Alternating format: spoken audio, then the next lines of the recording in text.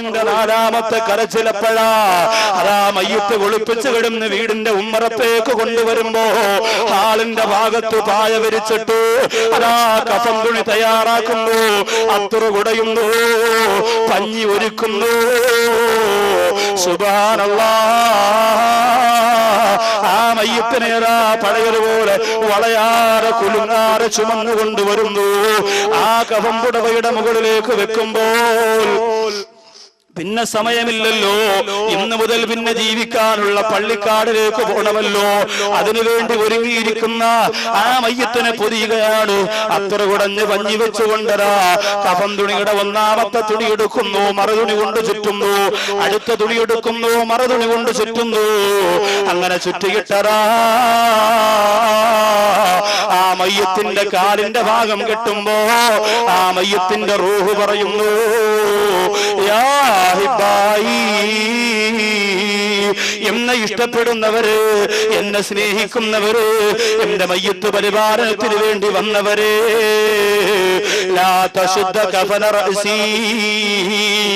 എന്റെ തലയുടെ ഭാഗം കെട്ടല്ലേ. എന്റെ കാല് കെട്ടിയതുപോലെ പെട്ടെന്ന് എന്റെ തലയുടെ ഭാഗം കെട്ടല്ലേ. ഹത്താ അറാ വജ്ഹ അഹ്ലി, എന്റെ കുടുംബത്തിന്റെ മുഖം ഞാനൊന്ന് കണ്ടോട്ടെ. എന്റെ പ്രിയപ്പെട്ട മക്കൾക്ക് വാപ്പാന്ന് പറഞ്ഞാൽ അത്ര ജീവനായിരുന്നു. അതുകൊണ്ട് മക്കളെ ഒന്നുകൂടി കണ്ടോട്ടെ. ഇന്ന് ഞാൻ അവരെ പിരിയുന്ന ദിവസമാണ്. എന്റെ ഭാര്യയെ കണ്ടോട്ടെ, എന്റെ ഉമ്മാനെ കണ്ടോട്ടെ, എന്റെ വാപ്പാനെ കണ്ടോട്ടെ, എന്റെ മക്കളെ കണ്ടോട്ടെ. അവരവസാനമായി എന്റെ മുഖമൊന്ന് കണ്ടോട്ടെ. ഈ തുണി കൊണ്ടങ്ങ് മൂടിയിട്ടങ്ങ് കെട്ടിയാ ഇത് അവസാന കാഴ്ചയല്ലേ. ഇത് കെട്ടിപ്പോയാൽ കാണാൻ പറ്റൂലല്ലോ. എന്റെ പ്രിയപ്പെട്ടവരെ, ഓർത്തിട്ടുണ്ടോ? ആ ഒരു രംഗത്തെ കുറിച്ച് ഓർത്തിട്ടുണ്ടോ? അവരും ഇവരും മാത്രമല്ല മരിക്കുന്നത്. പെണ്ണേ, എന്റെ പ്രിയപ്പെട്ട സഹോദരാ, നീയും മരിക്കുന്നതാണ്, ഞാനും മരിക്കുന്നതാണ്. എപ്പോഴും ചിന്തിക്കണേ. നിങ്ങൾ പറയുമല്ലോ വാക്ക് വിദ്വാ ചെയ്യുമ്പോ എന്താ കരയുന്നത്? കണ്ണിലും മരന്ന് പുരട്ടിയിട്ടല്ല മോനെ. എന്റെ മരണത്തെ കുറിച്ച് ഞാൻ ചിന്തിക്കാറുണ്ട്, ചിന്തിക്കണം. അതിനേക്കാൾ അത് ചിന്തിക്കാൻ പറ്റാത്ത എപ്രവൃത്തികെട്ട ചിന്തയാണ് മോനെ നിന്റെ മനസ്സിനെ പിടിച്ചടക്കിയിരിക്കുന്നത്. അതുകൊണ്ട് കരയാതെ ദുആ ചെയ്യല്ലേ, കരയാതെ ആമീൻ പറയല്ലേ. നമ്മൾ മരിക്കുമ്പോ നമ്മുടെ മക്കളെടുത്തിരുന്ന് പൊട്ടിക്കരയുന്ന രംഗമൊന്ന് ഓർത്തു നോക്കുക. നമ്മളില്ലാതെ നമ്മുടെ മക്കള് ജീവിക്കുന്ന മോശമായ ദാരുണമായ രംഗത്തെ കുറിച്ച് ചിന്തിച്ചു നോക്കുക. യതീഖാനയിടകത്ത് ഒരു ഗ്ലാസ് ചായക്ക് വേണ്ടി പൊട്ടിക്കരന്നുകൊണ്ട് വാപ്പയില്ലാത്ത നമ്മുടെ മക്കള് കാത്തിരുന്ന് തളർന്നു വീഴുന്ന രംഗത്തെ കുറിച്ച് ചിന്തിക്കാ. എന്റെ പ്രിയപ്പെട്ട സഹോദരങ്ങളെ, നിങ്ങൾക്ക് കഴിയുമോ? അതുകൊണ്ട് ഞാൻ ഓർമ്മപ്പെടുത്തുകയാ. നാലാമത്തെ നമ്പരം അതാണ്, ആത്മാവിന്റെ നാലാമത്തെ നമ്പരം അതാണ്. കഫം പതിയുമ്പോ അത് കഴിഞ്ഞിട്ടോ അഞ്ചാമതൊരു നമ്പരമുണ്ട് മോളെ. അതെപ്പോഴെന്നറിയോ?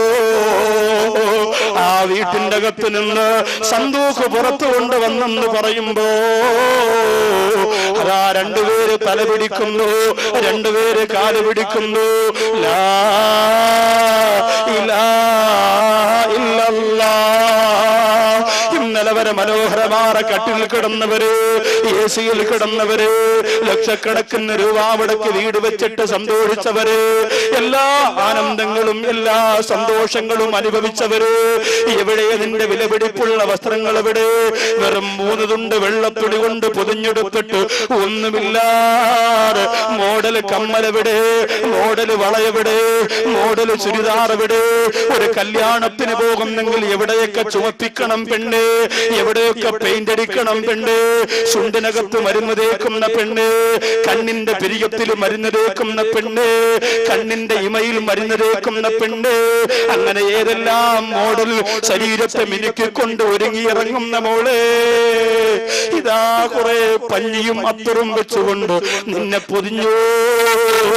അങ്ങനെ പൊതിഞ്ഞുകൊണ്ട് പുറത്തിറങ്ങുമ്പോ അഞ്ചാമതാറോ പറയുന്നതെന്തെന്നറിയോ? മയ്യത്ത് ചുമക്കുന്നവരോട് പറയുകയാ, യാ അഹിബ്ബായി,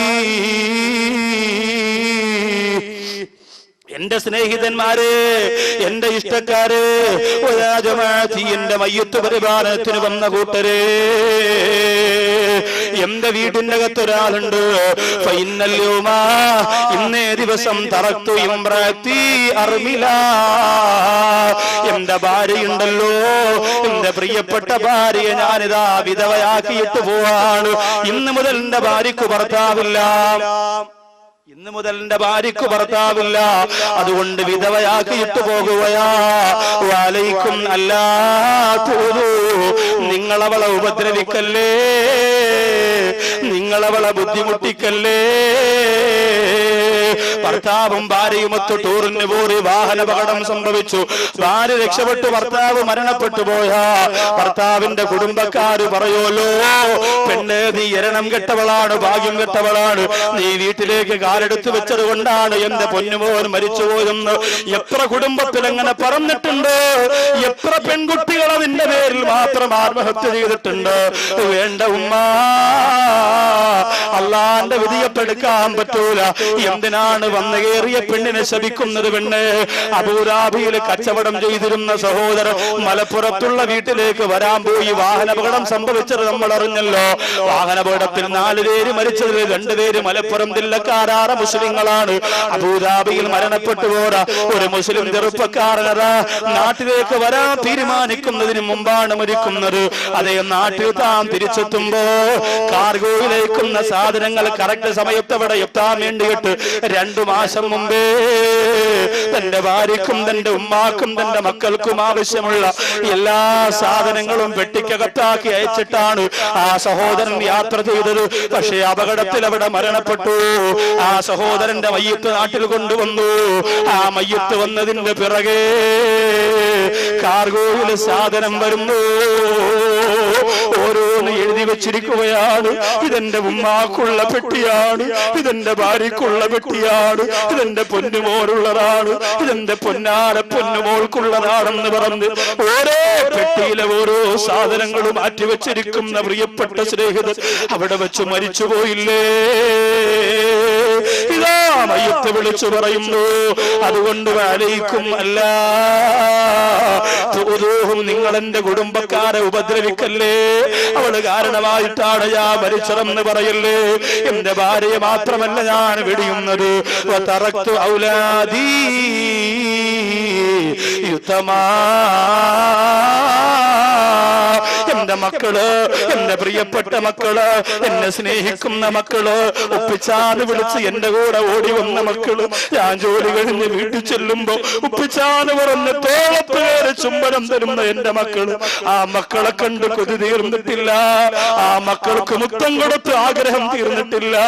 ഏത് രാത്രി ചെന്നാലും എന്റെ പ്രിയപ്പെട്ടവര്, ഈ സാധുവായ നൗഷാറുവാ കവി പോലും എന്റെ പ്രിയപ്പെട്ട അരുമ മക്കൾക്ക് ചുംബനം കൊടുത്തിട്ടാണ് എന്റെ ഡ്രസ് പോലും മാറ്റുന്നത്. കാരണം ഞാനും നിങ്ങളും അത്രത്തോളം നമ്മുടെ മക്കളെ സ്നേഹിക്കുന്നവരല്ലേ. കൊതി തീരുന്നത് വരെ മക്കളെ കാണാൻ, ആ മക്കൾക്ക് ചുംബനം കൊടുക്കാൻ, ആ മക്കളെ താലോലിക്കാൻ അല്ലാഹു നമുക്ക് ഭാഗ്യം തരട്ടെ. ആ മയ്യത്തിന്റെ റൂഹഞ്ചാമത് വിളിച്ചു പറയുന്നു. വതറക്തു ഔലാദി യുതമാ,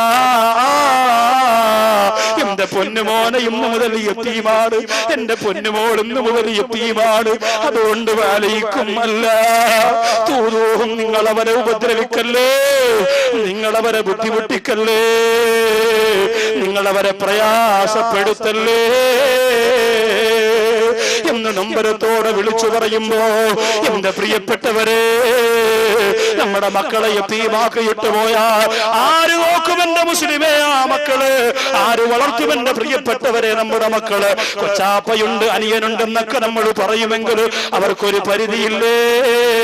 അത് കഴിഞ്ഞ നമ്മുടെ മക്കള് ഭക്ഷണം കിട്ടാതെ നടുറോട്ടിൽ വലിച്ചെറിയപ്പെട്ടാൽ നമ്മുടെ കുടുംബത്തിന്റെ പ്രിയപ്പെട്ട മക്കൾ ആർക്കും വേണ്ടാറ് യതീംഖാനയുടെ വിറക് വിറകിലേക്ക് മാറ്റപ്പെടുമ്പോ അല്ലാഹു കാത്തുരക്ഷിക്കട്ടെ. അതുകൊണ്ട് ഇഖ്ലാസ് ഇഖ്ലാസോടുകൂടി ഒരു ദുആയും ഒരു സൂറത്തും നിങ്ങൾക്ക് പഠിപ്പിച്ചു തരാൻ പോവാണ്. നന്മയുടെ മരണത്തിന് വേണ്ടി ഒരു സൂറത്തും ഒരു ദുആയും പഠിപ്പിച്ചു തരാൻ.